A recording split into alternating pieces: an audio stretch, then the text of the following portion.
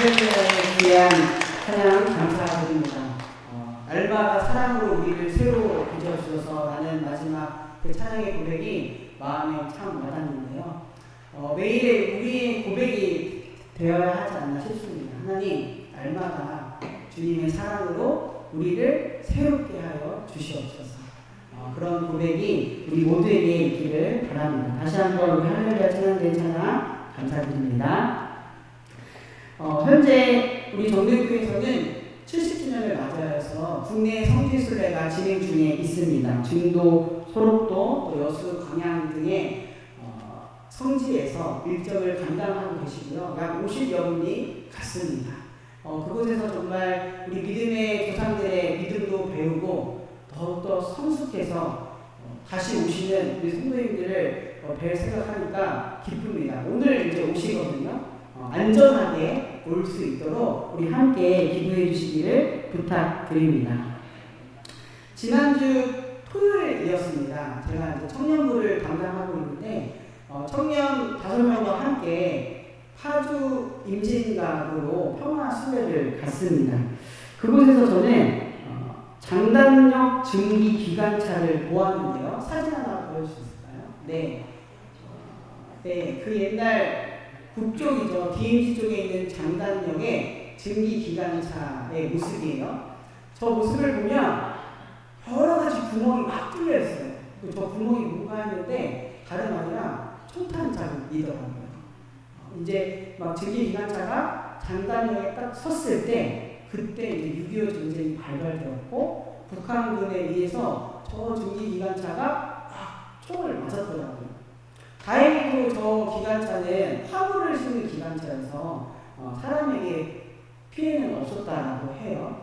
저 기관차가 DMZ에 오랫동안 수십 년 동안 있다가 이제 누구라도 볼 수 있게 파주 임진각으로 이렇게 오게 되었어요. 제가 이제 저 증기기관차를 보면서 이제는 이제 남과 북을 자유롭게 갈 수 없는 현실을 말해주고 있구나 라는 것을 보게 되었고요. 그리고 안타까운 우리 민족의 현실을 여실히 드러내주는 그런 모습이 아닌가 싶었습니다. 그러면서 한 가지 또 저에게 눈에 들어온 게 있었는데요. 다음의 사진 보여주실까요? 사진 있나요? 네. 그 증기기관차에서 뽕나무가 자랐더라고요. 그 녹슨 증기기관차 안에 씨앗이 그 샘을 통해서 들어왔거나 바람을 통해서 들어와서 그 안에서 생명이 자랐고요. 또 그게 나무가 되어서 그 기관차 옆에다가 이렇게 심어 놓았더라고요. 그 모습을 보면서 그런 기도를 하게 되었습니다. 아무리 인간의 탐욕과 이기심으로 정말 분단된 그런 현실 속에서도 하나님은 정말 그 바람과 같이 일하시는 분이구나. 생명을 어디에서나 음투게 하시는 분이구나라는 것을 다시 한번 느끼게 되었습니다. 그러면서 지금 현재도 지구 반대편에서는 전쟁이 일어나고 있어요. 오늘도 기사를 보면 약 100발의 미사일이 오가고 그런 현실이 있거든요. 이스라엘과 팔레스타인 간의 전쟁 말이죠.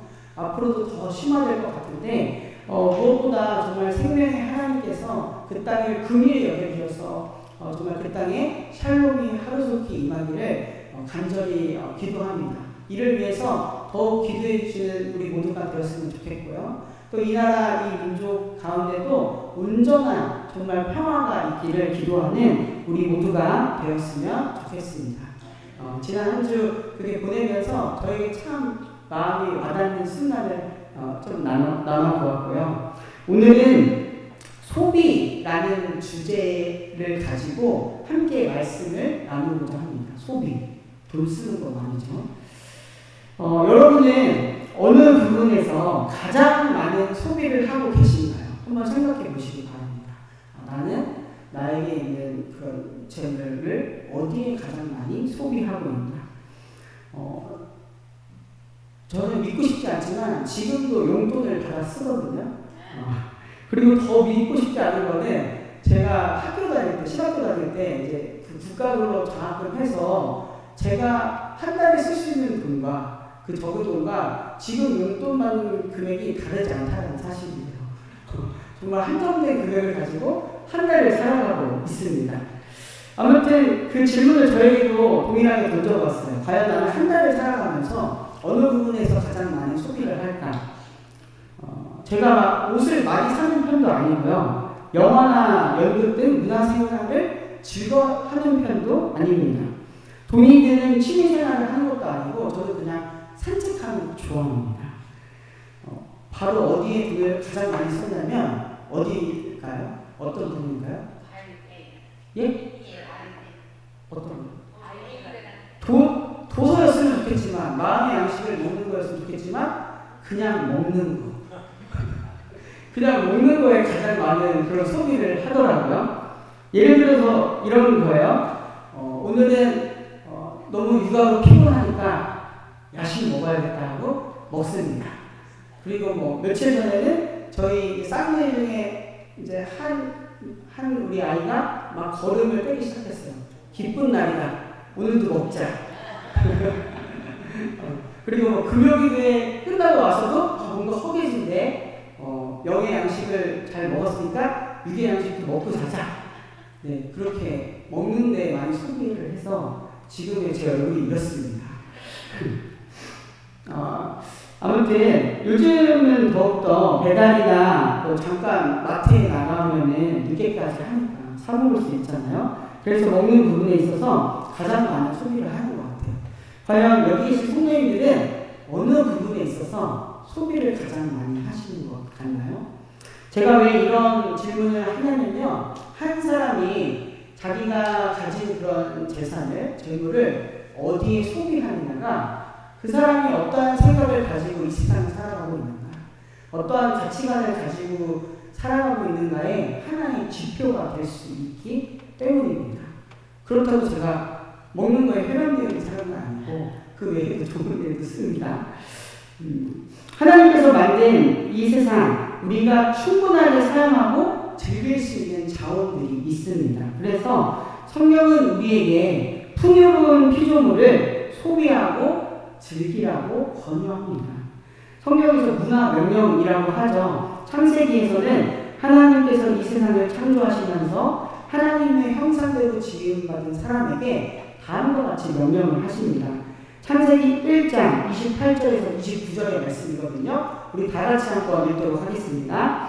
하나님이 그들에게 복을 베푸셨다. 하나님이 그들에게 말씀하시기를 생육하고 번성하여 땅에 충만하여라. 땅을 정복하여라. 바다의 고기와 공중의 새와 땅에 살아있는 움직이는 모든 생물을 다스려라 하셨다. 하나님이 말씀하시기를 내가 온 땅 위에 있는 씨 맺는 모든 채소와 씨 열리는 열매 맺는 모든 나무를 너희에게 준다. 이것들이 너희의 먹거리가 될 것이다. 아멘. 하나님께서는 이 세상을 정말 풍요롭게 창조하시고 나서요, 그 안에서 하나님의 형상대로 지음받은 사람들에게 생육하고 번성하여라, 땅에 충만하여라 명령하시면서 그렇게 생육하고 번성할 수 있는, 충만할 수 있는 충분한 환경을 허락해 주셨다는 것을 우리 창세기 1장 28절과 29절은 말해주고 계십니다. 하나님께서 만든 세상의 다양함과 풍요로움을 즐기고 소비할 것을 명령하시는 것이죠. 그러면서 인간이 대대로 이어지고 번성하기를 명령하십니다. 실제로 보아도 우리가 인간으로서 누릴 수 있는 것은 참으로 다양하고 풍성한 것 같습니다. 우리의 눈과 귀와 입과 마음을 풍요롭게 해주는 것들이 우리 주변에는 참으로 많죠. 우리는 그러한 환경 속에서 살아가고 있고요. 우리는 그러한 환경 속에서 소비를 하며 지낼 수밖에 없습니다. 이렇게 소비를 하면서 지낼 수밖에 없는 인간들에게, 우리들에게 더욱더 소비를 할 수 있도록 우리의 감정을 움직이는 이야기를 만듭니다. 그런 욕망을 건드리고요. 그런 것들이 소비하며 너희들이 더욱더 잘 사는 것이다, 이렇게 보여주는 것이 있는데요. 바로 마케팅입니다. 마케팅. 소비를 삶의 의미와 행복 또한 가치를 가져오는 수단으로 여기는 것이죠. 더 잘 소비해야, 더 많이 소비해야 내 삶이 풍요로운 것이다. 내 삶이 보다 행복한 것이다. 라고 이런 마케팅을 하는 것이죠. 계속 이러한 광고나 마케팅의 이야기를 받아들이다 보면요, 우리는 어쩔 수 없이 우리의 세계관도, 우리의 가치관도 그런 소비하는 문화에 빠져들게 됩니다. 안타깝게도 이런 일들이요, 우리 어린이들, 어린 고객들을 더욱더 잘 경향하는데, 왜냐하면 잘 빠져드니까요. 혹시 여러분은 언제부터 특정 상품이나 뭐 옷이나 그런 디지털 기기, 가방, 신발을 갖고 싶어 하셨나요? 우리에게는 이 가방이 정말 좋은 거야. 그래서 더 많이 가지면 좋은 거야 하는 마음들이 은연중에 있죠. 특별한 이유 없이 주변 친구들이 그 물건을 소유하고 있다는 이유로 또 그것을 가지고 싶어 하기도 합니다. 실제로 제가 학창시절 중학교, 고등학교 시절 보면요, 그 비싼 검정색 바람막이를 우리 친구들이 다 입고 있었어요. 그래서 저도 부모님한테 졸랐습니다. 내 옆에 있는 친구도 또 저 뒤에 있는 친구들이 있는데 저도 입게 해주세요. 그 당시 이게 30만원, 40만원인데도 졸랐습니다. 그리고 결국에는 그것을 입고 다녔죠. 또 한 예로 조금은 지났지만 혹시 이 스티커를 아는지 모르시겠어요? 네, 이게 아이들이 좋아하는 그 만화영화 캐릭터가 나오는 스티커인데, 이 스티커가 어디에 나오냐면 지금은 한 1,400원, 500원짜리 빵 하나를 먹으면 저 스티커 하나가 나옵니다. 근데 저 스티커를 모두 다 모으기 위해서 빵을 계속 사는 것이죠. 심지어는 그 빵을 먹지도 않고 뜯어서 스티커만 칠하고 빵은 버리고 말이죠. 그런 일들이 일어나고 있다는 거예요. 그리고 부끄럽지만 저도 빵까지는 다 먹었지만 저 스티커를 모으기 위해서 아주 부단히 애를 쓰기도 하였습니다. 그리고 지금 보니까 뭐 중고나라 같은 데서 희귀한 저런 스티커는 하나에 막 5만원, 10만원 이렇게 팔리기도 하고, 이런 거를 가져야 너희가 더 가치 있다, 너가 더 인기 있을 것이다 라는 그런 문화가 조장되는 것이죠. 아이들만 이런 마케팅의 대상이 되는 것이 아닙니다. 유명 아이돌을 좋아하는 청년은요, 한 기사를 보니까 지난달에 한 가수의 앨범, 그러니까 똑같은 앨범을 60장이나 샀대요. 그 구매하는 비용이 90만원 들었다라고 해요. 그래서 왜 똑같은 거를 60장이나 샀냐 물어보니까 아까 그 스티커랑 똑같은 거예요. 그 앨범을 사면 그 유명 연예인의 가수의 사진 한 장이 들었대요. 근데 그거를 다 다른 모습의 사진을 갖고 싶어서 똑같은 거를 60장 샀대요. 그러면서도 그거를 만족한다. 나는 내 돈을 이렇게 쓰는 걸 만족한다. 라고 하더라고요. 지금 여기 계신 분들은 이해하지 못할 수도 있지만, 우리 다음의 세대가 그런 문화에 빠져 있다는 거예요. 또한 이런 사람들도 있죠. 집은 월세지만 아주 차는 고급 외제차 세단을 타는 사람도 있고요. 라면만 먹으면서 어떤 사람은 명품을 사는 사람도 있습니다. 그러면서 자기를 과시하고 자기를 드러내려는 욕망을 표출하는 것이죠. 이런 소비 문화 속에서 우리는 자신이 소유하고 구입하고 경험하는 재화로, 그런 물건으로 성취감을 느낍니다. 그러나 분명히 알아야 할 사실은요, 우리 인간의 진정한 성취감은 바로 그런 것들로 주어지지 않는다는 거예요. 새로운 물건을 쇼핑하고 구입하는 것이 행복감을 진정으로 안겨줄까요? 우리는 나중에 다 알게 됩니다. 정말 그 잠깐의 만족, 잠깐의 성취감만 가져다주고 아주 일시적이라는 것을 알게 되죠. 하나님께서는 우리 인간을 그런 식으로 설계하지 않으셨어요. 여러분 혹시 진부화라는 단어를 아시나요? 진부화. 화면에 띄워주시겠어요? 어떠한 한 물건의 상태가요, 정상이고 여전히 정상 동작할 수 있음에도 불구하고요, 이제는 새로운 것이 나와서 그걸로 빨리 대처해야 된다 라는 것을 부추기는 현상을 이야기해요. 예를 들어서 우리가 가진 휴대폰 충분히 쓸 수 있는데 1년만 지나도 2년만 지나도 그거는 구시대거가 되니까 빨리 다른 걸로 갈아타야 된다. 그러면서 쓸 수 있음에도 불구하고 이게 회전되는 것을 진부화 현상이라고 이야기를 합니다. 이런 일들이 우리 주변에도 계속 일어나고 있고요. 그래서 우리가 기대하는 상품의 수명이 점점 더 짧아지게 된다는 거예요. 그래서 제가 저희 할머니 댁이나 어르신 댁만 가도, 저희 부모님 댁만 가도 가구 한 20년, 30년 이렇게 쓰시고 가전제품도 막 그렇게 쓰시는 거 많이 봤거든요. 그런데 저희 세대나 저희 바로 윗세대만 가도 그렇게 쓰시는 분 거의 없어요. 바로 교체해버리는 거죠. 쓸만한데도 아니죠. 또 다른 형태의 이런 진부화가 있는데 그건 뭐냐면 바로 우리의 옷들. 입을 수 있는데도 유행이 지났다고 또 새로운 옷을 사고 또 그런 것들을 사지 않으면 덜 가치 있는 사람, 시대에 뒤떨어진 사람 취급받는 그런 문화가 우리가 그 속에서 아주 우리도 모르게 살고 자연스럽게 살고 있다는 것이죠. 이렇게 의식적으로든 무의식적으로든 우리는 소비자로서 이 세상을 살아가고 있습니다. 그리고 우리의 소비 환경은 정말 하나님께서 처음에 말씀하신 대로 정말 풍성하게 누리며 살아가는 것이 아니라 있는 것을 더 쓰고 우리의 탐욕대로 쓰는 그런 환경 속에 살아가고 있다는 거죠. 그리고 이렇게 소비를 하면 할수록 소비에 우리의 가치를 두고 또한 가치관이 생기는 소비주의의 그런 마음이 우리 안에 들어오게 됩니다. 그래서 우리 인간이 인간관계에 있어서도 이 소비의 경향이 나타나게 된다는 거죠. 사람을 소비하는 거예요. 예를 들어서 내가 관계를 맺고 싶은 사람은 내가 관계를 맺고 저 사람은 나한테 이익이 될 거야 라고 생각을 하죠. 그리고 누가 봐도 저 사람은 내가 상대하기 어렵고 나에게 별로 이익이 되지 않을 것 같아 하면 관계를 맺지 않는 그런 현상을 나타내는 것이죠.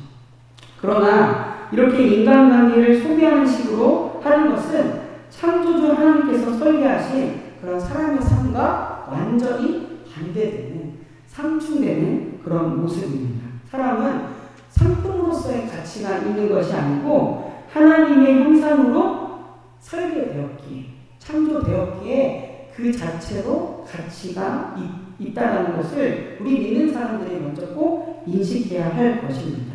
소비주의의 문화의 영향으로 물건과 같이 타인을 덜한 존재로 취급하거나 우리 자신을 그런 식으로 취급하는 것은 성경적으로 말하는 그런 인간관과 반대된다는 것을 우리는 꼭 알아야 하겠습니다. 또한 이런 소비주의의 사고방식은요, 우리가 공동체에 참여하는 그런 방식에도 영향을 미칩니다. 공동체 안에서는 자원봉사 등 섬김을 목적으로 그 구성원들이 점점 더 탄탄해지고 헌신으로 더욱더 그 공동체가 든든해지고 그러는 건데 이제는 그렇지 않다는 거예요. 그 공동체 안에서도 내가 과연 이 행위를 함으로써 내가 얻을 수 있는 게 무엇인지를 생각하게 된다는 거죠. 그럼으로써 공동체의 모습이 점점 줄어들게 되고 자발적 섬김이 줄어들게 되고 그러면서 건강한 공동체, 튼튼한 공동체의 모습을 찾아보기 힘든다라는 거예요. 이런 모습이 오늘날 우리의 신앙 공동체 안에서도 우리 교회 안에서도 있지 않은가 다시 한번 좀 되돌아보게 됩니다. 오늘 말씀을 보면서요, 성경에서 소비를 한 두 사람에 대해서 나누고자 합니다. 먼저는 가룟 유다입니다. 가룟 유다. 예수님의 12 제자 중 한 사람이었죠. 가룟 유다는 계산이 참 빨랐던 사람이었던 것 같습니다. 그래서 예수님과 12 제자의 무리 중에서 회계, 돈주머니, 돈 가방을 맡은 역할을 하였죠. 요한복음 12장을 보시면요, 이 가룟 유다가 회계를 담당하고 있어서 하루는 한 여인이 향유를 가져와서 예수님께 부은 그 모습을 보고 다음과 같이 이야기를 합니다. 요한복음 12장 4절과 5절의 말씀인데요. 예수의 제자 가운데 하나이며 장차 예수를 넘겨줄 가룟 유다가 말하였다. 이 향유를 300데나리온에 팔아서 가난한 사람들에게 주지 않고 왜 이렇게 낭비하는가? 유다는 뭔가 그럴듯한 명분을 가지고, 어떤 그럴듯한 명분이죠? 이 향유를 팔아서 가난한 사람들에게 나눠줘야지. 그런 명분을 팔아서 예수님께 값비싼 향유를 부은 여인을 마구 나무랍니다. 그가 참 계산이 빠르다라는 것을 이 말씀을 통해서도 우리는 알 수가 있죠. 여인의 어처구니 없는 소비에 대해서 나무랍니다. 아니 300데나리온이나 되는 그것을 이렇게 허무하게 써버리면 어떡하냐라고 말이죠. 깨뜨리면 값어치도 못하는데 왜 그런 행동을 하냐라고 가룟 유다는 아마 그 여인을 나무랬을 거예요. 그러나 성경에서는 그의 속내를 이야기해주고 있어요. 다음 12장 6절의 말씀인데요. 그가 이렇게 말한 것은 가난한 사람을 생각한 것이 아니다. 그는 도둑이어서 돈자루를 맡아 가지고 있으면서 거기에 든 것을 훔쳐내곤 하였기 때문이다. 가룟 유다는 예수님과 12제자의 무리에서 회개를 담당하면서 그 돈주머니를 맡으면서 들어오는 그런 돈들을 때로는 조금씩 가져갔다는 것을 이 본문이 말해주고 있어요. 유다는 언젠가부터 예수님을 따르는 목적이 돈이 되었다는 것을 말해주고 있습니다. 돈이 될 것 같은 예수님이었기에 따랐던 것이죠. 예수님을 소비의 대상으로 여겼던 것이죠. 그래서 제사장들에게 은돈 30립을 받아 넘겨주려고 그 기회를 엿봤던 것이 바로 가룟 유다였습니다. 유다의 머릿속에는 궁극적으로 예수님을 통해서 큰 돈을 챙기려고 하였던 그런 모습이 있었던 것이죠. 마태복음 26장 15절과 16절에 나와 있는데요. 이렇게 말하였다. 내가 예수를 여러분에게 넘겨주며 여러분은 내게 무엇을 주실 작정입니까? 그들은 유다에게 은돈 30립을 세마여 주었다. 그때부터 유다는 예수를 넘겨주려고 기회를 노리고 있었다. 이렇게 가룟 유다는요, 소비주의의 끝을 보여줍니다. 바로 예수님까지 소비하려는 그런 모습 말이죠. 내게 무엇을 넘겨줄 것입니까? 그리고 생하는 모습들 말이죠. 그러면서 오늘 우리의 신앙을 과연 되돌아보게 됩니다. 과연 예수님까지 소비하게 되는 그런 신앙이 과연 오늘 우리에게는 없는지 말이죠. 그리고 또 한 사람이 오늘 본문에 등장하는데요. 가룟 유다에게 책망을 받았던 한 여인입니다.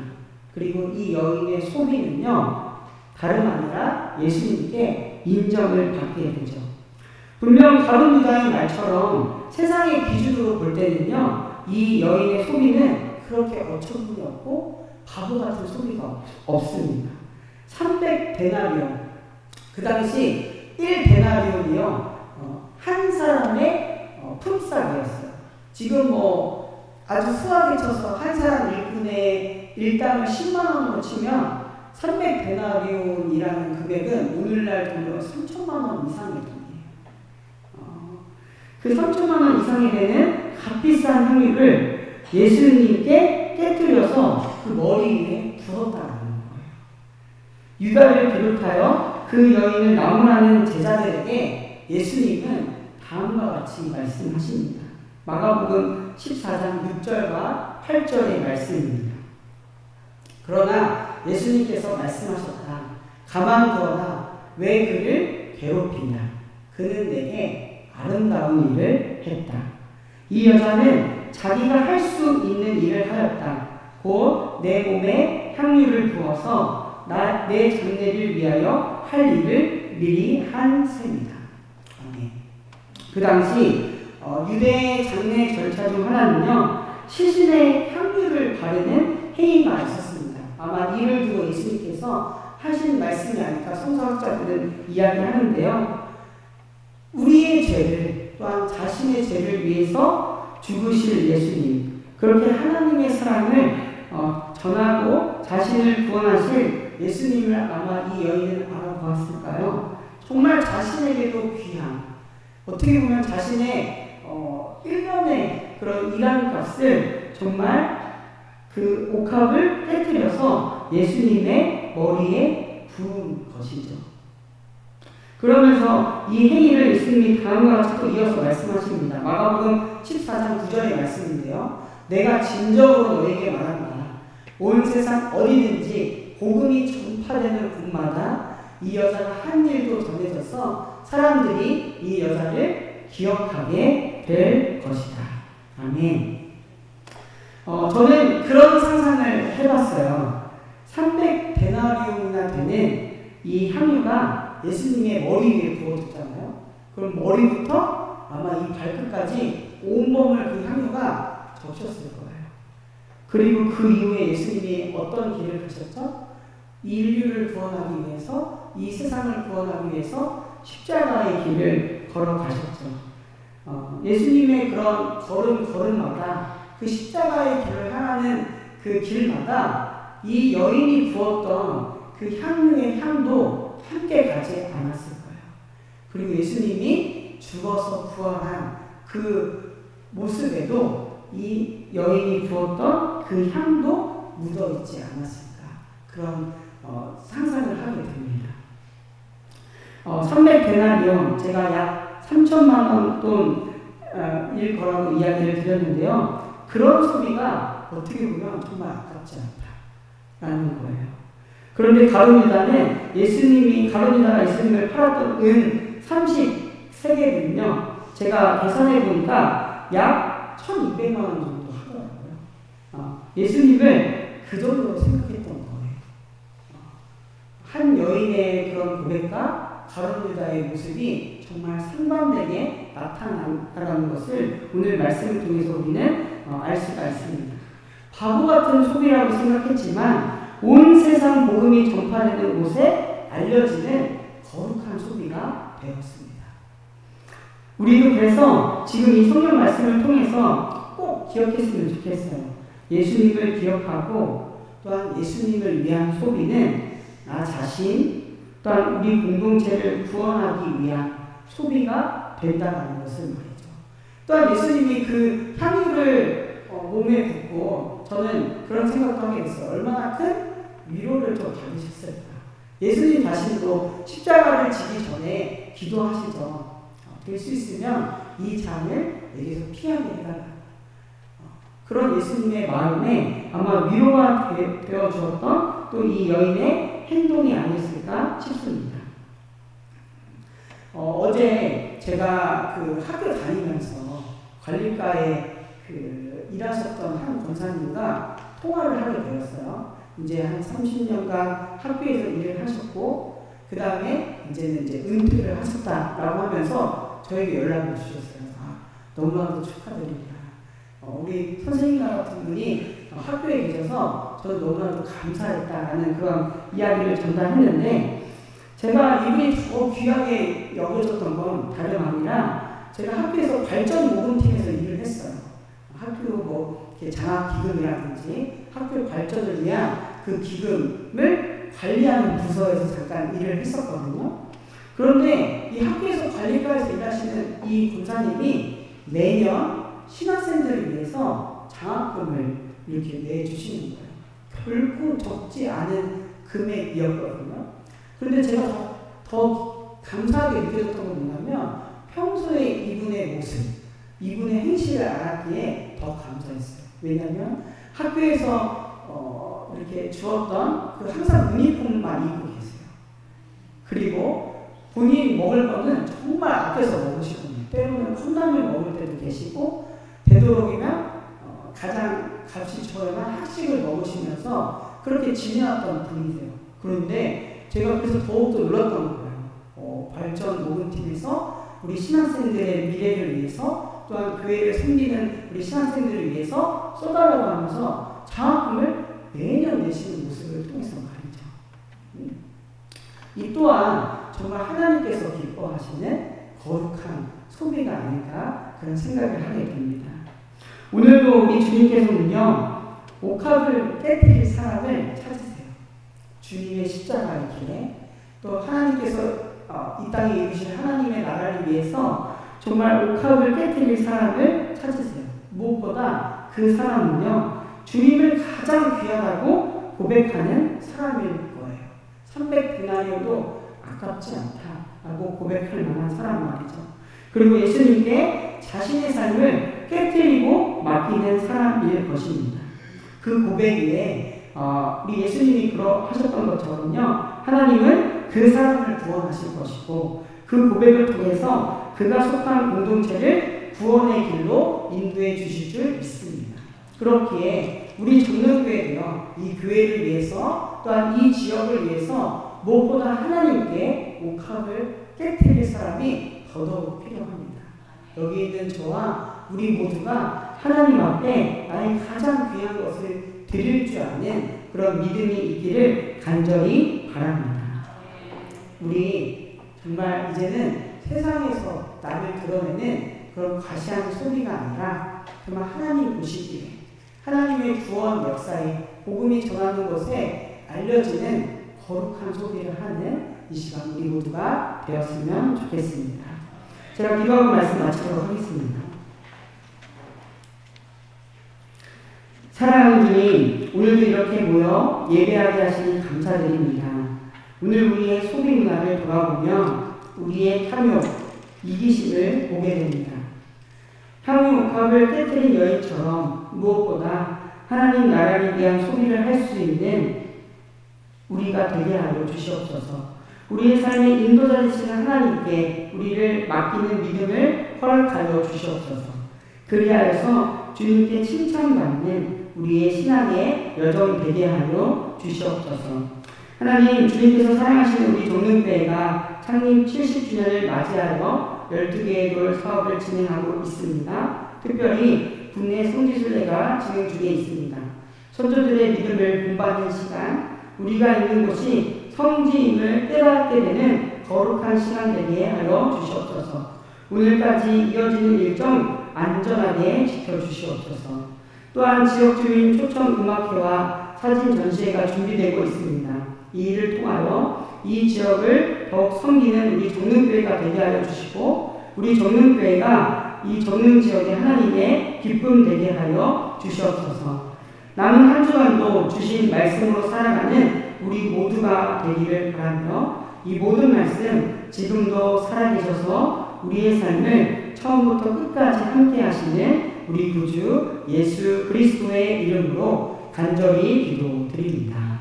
아멘. 네, 우리